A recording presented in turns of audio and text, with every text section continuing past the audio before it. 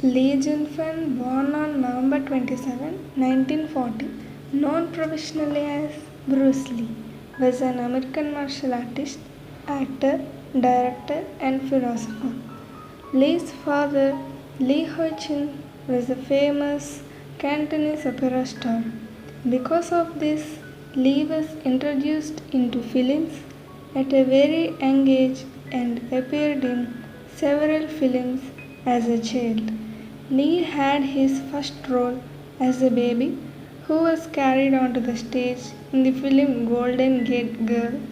As a 9-year-old, he would co-star with his father in The Kid in 1950, which was based on a comic book character and was his first leading role. By the time he was 18, he had appeared in 20 films. After Lee was involved in several street fights, his parents decided that he needed to be trained in the martial arts. Lee's first introduction to martial arts was through his father. Lee began training in Wing Chun when he was 16 years old under the Wing Chun teacher Ip Man. Ip tried to keep his students from fighting in the street gangs of Hong Kong by encouraging them to fight in organized competitions. After a year into his Wing Chun training, most of Ip Man and other students refused to train with Lee because Chinese were generally against teaching their martial arts techniques to non-Asians. However, Lee showed a keen interest in Wing Chun and continued to train privately with Ip Man.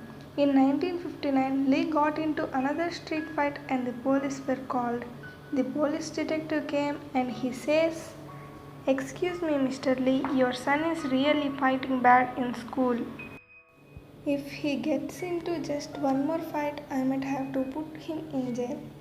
So Lee's parents decided to send him to the US to stay with his older sister Agnes Lee, who was already living with family friends in San Francisco. After several months, he moved to Seattle in 1959 to continue his high school education, where he also worked for Ruby Chow as a waiter at her restaurant. Chow's husband was a co-worker and friend of Lee's father. Later, he moved on to Minnesota to attend college. That year, Lee also started to teach martial arts. He called what he taught Junfan Kung Fu, literally Bruce Lee's Kung Fu. It was basically his approach to Wing Chun. Lee taught his friends whom he had met in Seattle. After that, Lee opened his first martial arts school named the Lee Junfan Kung Fu Institute in Seattle. In December 1960, Lee completed his high school education and received his diploma from Edison Technical School on Capitol Hill in Seattle. In March 1961, Lee enrolled at the University of Washington and studied dramatic arts, philosophy, psychology, and various other subjects. Lee had dropped out of college in early 1964 and moved to Oakland to live with James M. Lee. James Lee was 20 years senior to Bruce Lee and a well-known Chinese martial artist in the area. Together, they founded the second Junfan Martial Arts Studio in Oakland. In 1967, Lee played the role of Kato, played by Van Williams, and produced and narrated by William Dozier. The Green Hornet introduced the adult Bruce Lee to an American audience and became the first popular American show presenting Asian-style martial arts. The show's director wanted Lee to fight in typical American style, using fists and punches. As a professional martial artist, Lee refused, insisting that he should fight in the style of his expertise. At first, Lee moved so fast that his movements couldn't be caught on film, so he had to slow them down. After that, Lee wrote to Dozier, thanking him for starting his career in show business. In 1967, Lee played a role in one episode of Ironside. Lee found In 1967, after filming one season of The Green Hornet, Lee found himself out of work and opened the Junfan Gunfu Institute. He took the view that traditional martial arts techniques were too rigid, so Lee decided to develop a system with an emphasis on practicality, flexibility, speed, and efficiency. He started to use different methods of training such as weight training for strength, running for endurance, stretching for flexibility, and many others, including fencing and basic boxing techniques.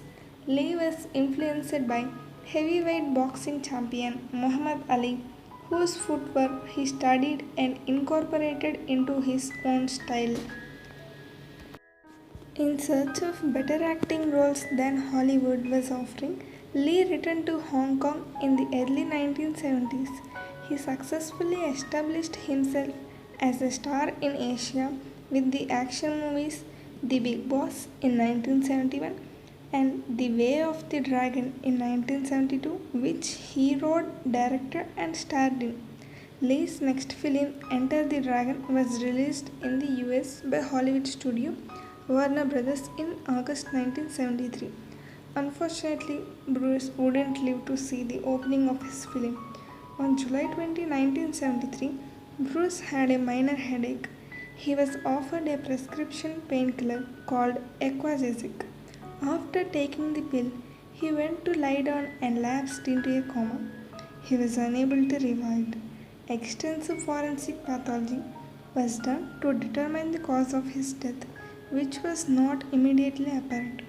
After the determination, it was confirmed that Bruce had a hypersensitive reaction to an ingredient in the pain medication that caused a swelling of the fluid on the brain.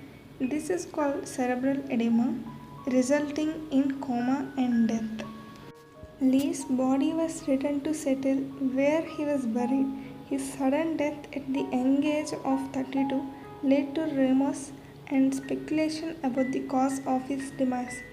One rumor has been that he had been murdered by Chinese gangsters, while another rumor circulated that the actor had been the victim of a curse.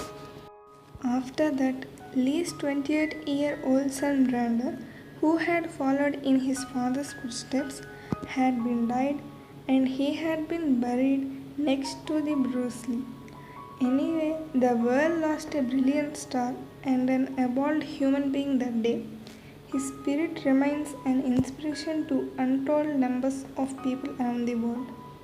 Even though he is no more, but he is still alive in all our hearts. And one of his quotes are, "Do not pray for him, do not pray for an easy life. Pray for the strength to endure a difficult one." If you like the video, share among your friends.